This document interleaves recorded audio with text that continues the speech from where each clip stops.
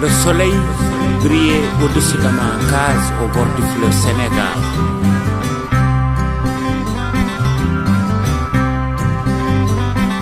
Nos femmes étaient belles et souples, comme les palmiers sous la brise du soir.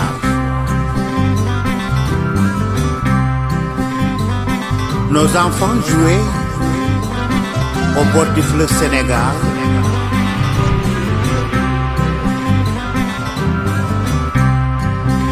Mon esprit voyageait au-dessus des dunes de la Mauritanie.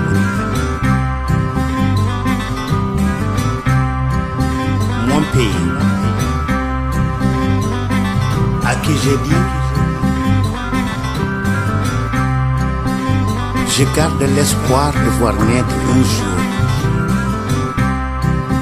un jour de paix, un jour de liberté et de cohésion sociale. Mauritanie.